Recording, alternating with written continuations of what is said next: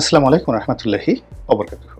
সম্মানিত দর্শক, আওয়ামী লীগ জমানায় দায়িত্ব পালন করেছেন তিনজন প্রধান নির্বাচন কমিশনার: রকিবুল হুদা, নুরুল হুদা এবং হাবিবুল আওয়াল। 14, 18 এবং 24 এই তিনজনের বিরুদ্ধে বাংলাদেশের বৃহত্তম দল বিএনপি মামলা করেছে এবং এই মামলার জেরে জনাব নুরুল হুদা তাকে প্রথমে গ্রেপ্তার করা হয়েছে, তারপরে হাবিবুল আওয়ালকে গ্রেপ্তার করা হয়েছে বলে এখন পর্যন্ত আমি জানি। রকিবুল হুদার যিনি 2014-তে নির্বাচন করেছেন, তিনি কি পলাতক, জীবিত না দেশের বাইরে, এটা আমি জানি না, বা এখন পর্যন্ত তার গ্রেপ্তার কোনো খবর আসেনি। তো হাবিবুল আওয়াল সাহেবকে কীভাবে গ্রেপ্তার করা হয়েছে, কোথায় আছেন তিনি, বা কি হচ্ছে না হচ্ছে সেটা নিয়ে মানুষের অত আগ্রহ নেই, কিন্তু নুরুল হুদা সাহেবের সঙ্গে যে আচরণ করা হয়েছে সেই আচরণ নিয়ে সারা বাংলাদেশ তোলপাড়। তাকে যখন গ্রেপ্তার করা হলো, সেই গ্রেপ্তারের আগেই সেখানে ছাত্র জনতা বা মব সৃষ্টিকারী যারা রয়েছেন তারা সেখানে গেলেন। তাদের সবারই রাজনৈতিক পরিচয় আছে এবং এই রাজনৈতিক পরিচয় নিয়ে পরে কথা বলবো। সেই রাজনৈতিক পরিচয়ে যারা লোকজন রয়েছেন তাদের চেহারা সুরতের সঙ্গে তাদের রাজনৈতিক পরিচয়টা মেলে না, মানে যারা এই মব করেছেন। তো তারা এই মব করে এই ভদ্রলোকের মালায় জুতার মালা পরিয়েছেন, তাকে তুই তুকারি করে কথা বলেছেন, তাকে হয়তো মারধর করেছেন এবং তার আগে যেটা করেছেন যে তার গালে প্রকাশ্যে জুতো মেরে আবার সেটা ভিডিও করেছেন এবং সবাইকে গর্ব করে, অহংকার করে যে এই ভিডিও করে এবং সব জায়গায় ছাড়িয়ে দাও। এবং এই ঘটনা যখন সামাজিক মাধ্যমে ছড়িয়ে পড়েছে, তখন সাধারণ যারা বিবেকবান মানুষ, সুস্থ মানুষ, দেশের কল্যাণ চায়, তারা সবাই চারিদিকে প্রতিবাদের ঝড় তুলেছেন। কিন্তু উগ্র যারা, আমাদের দেশে ইতিমধ্যেই একটা বিরাট উগ্র গ্রুপ তৈরি হয়ে গেছে, যারা মব সন্ত্রাসকে পছন্দ করে, যে মব হওয়া উচিত, যারা গালাগাল পছন্দ করে, এটা একটা কালচার হয়ে গেছে।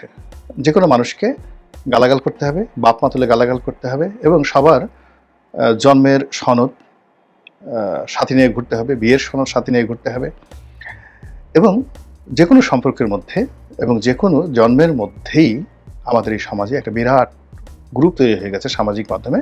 তারা ত্রুটি খুঁজে পান। যে কোনো মানুষকে আক্রমণ করার জন্য তার জারজ, সে জারজ সন্তান, তার বাপ খারাপ, তার মা খারাপ, এই অন্যকে ছোট করার জন্য এই কথাগুলো বলতে হবে। এরপরে নারী পুরুষের সম্পর্ক করার ক্ষেত্রে যদি কোনো সুন্দরী নারী বা সুন্দর পুরুষ কাউকে টার্গেটের মধ্যে পাওয়া যায়, অমনি তার চরিত্র হননের জন্য তার সর্বনাশ করতে হবে। অতি সম্প্রতি এনসিপির একজন নেতার একটি ভিডিও ভাইরাল হয়েছে, অডিও ভাইরাল হয়েছে। তো সেখানে একটা রমণীর সঙ্গে তার কিছু কথোপকথন হয়েছে এবং সেই রমণী সাহস করে এসে বলেছেন, সেটা হলো সাবেক অ্যাটর্নি জেনারেল, সাবেক উপদেষ্টা হাসান আরিফ সাহেবের ছেলের স্ত্রী। তো তিনি বলেছেন যে কথাটা আমার সঙ্গে হয়েছে, কিন্তু তারপরেও সেই একই দলের অন্য একটি রমণী, ডক্টর তাসনুভা সম্ভবত তার নাম, তার ছবি দিয়ে যে সকল অশ্লীল অশ্রাব্য কথাবার্তা বলা হচ্ছে, এটা আমাদের বেসিক্যালি রুচির দুর্ভিক্ষ নয়, রুচিতে পছন্দ হয়েছে, যা মুখে আসে। মানে একটা ভদ্র মহিলা, পেশায় ডাক্তার, এনসিপি করেন, যিনি এই ঘটনার সাথে জড়িত না, তো প্রথমে অনুমান করে তাকে নিয়ে ট্রল করা হলো, আর এখন জানার পরেও তাকে নিয়ে ট্রল করা হচ্ছে পুরো সামাজিক মাধ্যমে। এরপরে অন্যান্য যারা আছেন সব দলই, সেখানে রুমিন ফারহানা থেকে শুরু করে শামা ওবায়েদ, মানে যাদের কে আল্লাহ রাব্বুল আলামিন যোগ্যতা দিয়েছেন, তার সঙ্গে সঙ্গে সৌন্দর্য দিয়েছেন, তাদের চরিত্র হননের জন্য এমন কোনো অশ্লীল এবং অশ্রাব্য কথা নেই এই সামাজিক মাধ্যমে ছড়ানো হচ্ছে না। একইভাবে পিনাকি, এখন পিনাকির বক্তব্য দ্বারা অনেকে আহত হচ্ছে। পিনাকি একটা স্টাইল করে তিনি নিজে কিছু অশ্লীল শব্দ, অশ্রাব্য কথাবার্তা বলেন, সেটা তার ব্যক্তিগত বিষয়, কিন্তু তার জন্ম নিয়ে ত্রুটি, সে জারজ, তার মা পাকিস্তানের লোকদের সাথে শুয়েছে, এই সমস্ত কথা বলে বুড়া বুড়া মানুষ, আল্লাহ মানে এদের হেদায়েত দান করুক, বুড়া বুড়া মানুষ তারা সেই পিনাকি নিয়ে যে সমস্ত কথাবার্তা বলছে এবং বলছে আমি পিনাকির চাচা হই। পিনাকি আবার সেই কথাগুলো সে অ্যাডমিট করেছে যে মানে ঠাট্টা করে, স্যাটায়ার করে, যে এ যদি আমার চাচা হয় তাহলে তো মানে আমার মানে নানা রকম কথাবার্তা। কিন্তু মূল ব্যাপার হলো যে এইগুলো আসলে মানে লেভেল আছে, একটা বদমাইশের একটা লেভেল আছে। পিনাকিকে নিয়ে আপনার যাকে বলা হয় অমত থাকতে পারে, দ্বিমত থাকতে পারে, ক্রোধ থাকতে পারে, কিন্তু তার শব্দচয়ন নিয়ে থাকতে পারে, কিন্তু তার যুক্তি, তার উপস্থাপনা, তার প্রাসঙ্গিকতা নিয়ে তো আপনি বিতর্ক করতে পারবেন না। এখন সে হয়তো একটা বাজে কথা বলছে, একটা বাজে অঙ্গভঙ্গি করছে, কাউকে টার্গেট করে একটা কথাবার্তা বলছে, কিন্তু কিন্তু সে যুক্তি দিয়ে তো তার কথাটা বোঝানোর চেষ্টা করছে। এক, দুই নম্বর হলো আমাদের মহান মুক্তিযুদ্ধে তার পরিবারের একটা বিরাট ভূমিকা রয়েছে, এবং তিনি বগুড়ার অত্যন্ত সম্মানিত একটা পরিবার থেকে এসেছেন। তার মা সম্মানিত মহিষী রমণী, তার বাবা ওই বগুড়া শহরে হিন্দু মুসলমান সর্বজন শ্রদ্ধেয় একজন ব্যক্তি। এখন আপনি তার জন্ম নিয়ে টানাটানি করছেন, এটা কি ধরনের কথা? এগুলো ভালো না, মানে এগুলো আমি কারোর জন্য এগুলো আমি শোভনীয় না। তো এই যে একটা কালচার শুরু হয়ে গেছে, যে যখন একটা সমাজে অশ্লীলতা চলে আসে, ক্যারেক্টার অ্যাসাসিনেশন, কাউকে কারো চরিত্র হনন করার জন্য যখন মানুষ নেমে আসে, তখন কেউ বাদ পড়ে না।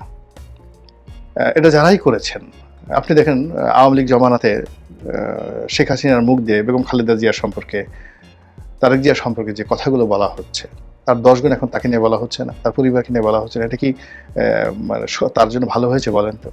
আবার এখন বিএনপির যারা লোকজন রয়েছে, তারা যদি সীমা অতিক্রম করে, আগামীতে তাদেরকে নিয়ে কথা বলা হবে না, এটা বলা যায় না। তো যেটা বলছিলাম যে দেখেন, যে নুরুল হুদা সাহেবের উপর মানুষের ক্রোধ আছে, ক্ষোভ আছে, ঘৃণা আছে, এটা সত্য, কিন্তু সেগুলো প্রকাশ করার কতগুলো নিয়ম আছে। এখন আমাদের দেশে নয়, সারা দুনিয়াতে যেটা হয় সেটা হলো, আপনার যখন অপছন্দ হয় কাউকে, তার কুশপুত্তলিকা বানায়, সেটা দাহ করে, তারপরে শেষে তার মূর্তি বানিয়ে সেখানে জুতো মারে, স্যান্ডেল মারে। এটা বিশ্ব জুড়ে এটা হয়। ডোনাল্ড ট্রাম্পের মূর্তি বানিয়ে তার পাছার উপর আচ্ছা মতো জুতো মারা হচ্ছে ওয়াশিংটন ডিসিতে। এটি না ডোনাল্ড ট্রাম্পের রাগ হয় না, কিন্তু ডোনাল্ড ট্রাম্পের গালে জুতো মারা তো দূরের কথা, এরকম একটা যদি কোনো কাজ করা হয়, পুরো আমেরিকাতে যুদ্ধ লেগে যাবে, তছনছ করে ফেলবে সমস্ত কিছু। যদি ডোনাল্ড ট্রাম্প কোনো দেশে গিয়ে, আমেরিকার সবচেয়ে যে লোকটি ডোনাল্ড ট্রাম্পকে অপছন্দ করে, সেও যুদ্ধ ঘোষণা করবে সেই লোকের বিরুদ্ধে, সেই দেশের বিরুদ্ধে। এটা একটা কালচার। এখন নুরুল হুদা সাহেব গ্রেপ্তার হবেন, কোর্টে নেবেন, এখন তার বিরুদ্ধে মিছিল হবে, তার কুশপুত্তলিকা দাহ হবে, এটা বিশ্বব্যাপী ওকে, কিন্তু তাকে যেভাবে তার ঘরের মধ্যে ঢুকে যে মবটা তৈরি করা হয়েছে, এবং এই মবের ফলে যারা মব সন্ত্রাস করতে ইচ্ছুক, বা যে সমস্ত মানুষ যাদের প্রতি বিক্ষুব্ধ হয়ে আছে, তাদের প্রতি প্রতিহিংসা চরিতার্থ করতে ইচ্ছুক, তাদের সাহস বেড়ে গেছে, এবং এই জিনিসগুলো চলতেই থাকবে। তার ধারাবাহিকতা আপনি দেখেন, ইন্টারনেট খুলে দেখেন, লিঙ্কডইন খুলে দেখেন, ফেসবুক দেখেন, ইউটিউব দেখেন, প্রায় 1 ডজন বিচারপতিকে টার্গেট করা হয়েছে, যারা আওয়ামী লীগ জমানাতে ছিল। সেখানে সাবেক প্রধান বিচারপতি থেকে শুরু করে অ্যাপিলেট ডিভিশনের বিচারপতি এবং আরও অনেক বিচারপতি, প্রায় 1 ডজন বিচারপতি। অনেকে চাকরিতে আছেন কিনা জানি না, অনেকে পলাতক, অনেকে দায়িত্ব থেকে তাদেরকে বাদ দেওয়া হয়েছে, কিন্তু তারা সর্বোচ্চ আদালতের বিচারক। এখন সেই 1 ডজন বিচারকদেরকে টার্গেট করে এই ফেসবুকে বিভিন্ন রকম পোস্টার ব্যানার বানিয়ে তাদেরকে গ্রেপ্তার করা, তাদেরকে জুতোর মালা পরানো, তাদের সঙ্গে একেবারে নুরুল হুদা সাহেবের সঙ্গে যে ধরনের ব্যবহার করা হচ্ছে, এরকম ব্যবহার করার জন্য ফেসবুকে কিন্তু উস্কানি দেওয়া হচ্ছে। এবং দেখুন, নুরুল হুদা সাহেবকে গ্রেপ্তার করা হোক, এরকম একটা দাবি ফেসবুকে কিন্তু তোলা হয়েছিল, তার বিচার হোক, এরকম একটা দাবি ছিল, এবং এরকম একটা আশাও ছিল মানুষের। কিন্তু আমরা কেউ কল্পনাও করিনি যে তার বাসায় ঢুকে তাকে এইভাবে মব সৃষ্টি করে গণপিটুনি দেওয়া হবে, তার গালে জুতো মারা হবে, তারপর জুতোর মালা পরানো হবে।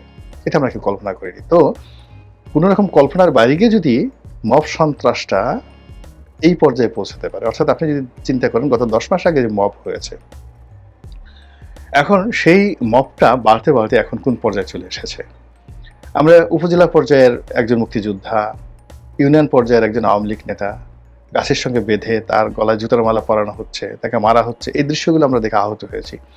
কিন্তু সাংবিধানিক পদে সিইসির মতো একটা পদ, প্রধান বিচারপতির মতো একটা পদ, সেনাপ্রধানের মতো একটা পদ, আইজির মতো একটা পদ, এখানে এরকম একটা ঘটনা ঘটবে, এটা তো আমরা কখনো কল্পনা করিনি, কিন্তু সেই ঘটনা কিন্তু ঘটে গেছে। ইট মিনস মবের যে সংস্কৃতিটা, এটা সেনাপ্রধান যেটা বলেছেন, ডক্টর ইউনূস বলেছেন, ঘোড়ার ডিম, কিছুই হয়নি, বরং উল্টো হয়ে গেছে, সম্পূর্ণ উল্টো হয়ে গেছে। আর এটা এখন যেভাবে ফেসবুকে অন্যান্য টার্গেটেড লোকদেরকে মারার জন্য, তাদেরকে এভাবে জুতো পেটা করার জন্য, তাদের বিরুদ্ধে মব তৈরি করার জন্য যেভাবে প্রচারণা চালানো হচ্ছে। এবং যেভাবে মবকারী, আপনি চিন্তা করেন যে যারা মব করছে বা যারা অন্যায় করে তারা সংগঠিত, যারা অপরাধ করে তারা সবসময় সংগঠিত। ফলে এই প্রচার এবং প্রোপাগান্ডা দ্বারা যে জনমত তৈরি হচ্ছে এবং যে সন্ত্রাস তৈরি হচ্ছে, যে ঘৃণা তৈরি হচ্ছে, যে বিদ্বেষ তৈরি হচ্ছে, এবং এটা যদি বাস্তবায়িত হয় বিচারপতিদের ক্ষেত্রে, দেশ থাকে, বিচার বিভাগ থাকে। এখন আমাদের বিচার বিভাগ অনেক সুমোটো রুল করেছে, অনেক ক্ষমতা দেখিয়েছে। আওয়ামী লীগ আমলে অনেক ক্ষমতা দেখিয়েছে, এমনকি আওয়ামী লীগের বিরুদ্ধে ক্ষমতা দেখিয়েছে, এরশাদের জামানাতে এরশাদের বিরুদ্ধে ক্ষমতা দেখিয়েছে। কিন্তু এখন কি হলো? এই মবের ভয়ে সব কিছু যেখানে তছনছ হয়ে গেছে। ফলে এই বিচার অঙ্গনের ১ ডজন বিচারপতির ছবিকে পোস্টার বানিয়ে, লিফলেট বানিয়ে যেভাবে প্রচার করা হচ্ছে ওদেরকে ধরার জন্য, ওদেরকে জুতো পিটা করার জন্য ইত্যাদি ইত্যাদি, এটা শোভনীয় নয়। অন্যদিকে নুরুল হুদার এই গ্রেপ্তারের পরেও আমাদের সমাজের অনেক শিক্ষিত লোক, অনেক যাকে বলা হয় সেলিব্রিটি, তারা বলছে, তারা এটা নিন্দাবাদ জানাচ্ছে না। তারা বলছে যে উনি যে অন্যায় করেছেন তাকে যদি ১০০ বার ফায়ারিং স্কোয়াডে নিয়ে মারা হয় তবুও তার অপরাধের শাস্তি পর্যাপ্ত হবে না। চিন্তা করেন যে আমরা উগ্রতার কোন পর্যায়ে চলে গেছি।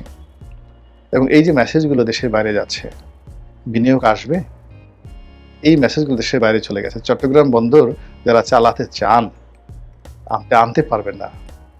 যারা ইউনূস, আপনি আনতে পারবেন না। এই মব বন্ধ করেন আগে, সবার আগে। যে সর্বনাশ ঘটে গেছে, সেই সর্বনাশ তো আর ফিরে আমরা সুরাহা করতে পারবো না, ফিরেও পাবো না সেই সুসময়। কিন্তু আগামীতে যেন এটাকে উপলক্ষ করে আরো বড় কোনো সর্বনাশ না ঘটে, সেই ব্যাপারে অচিরেই সতর্ক হন। আল্লাহ আমাদের সবাইকে হেদায়েত দান করুন এবং হেফাজত করুন। আসসালামু আলাইকুম ওয়া রাহমাতুল্লাহি ওয়া বারাকাতুহু।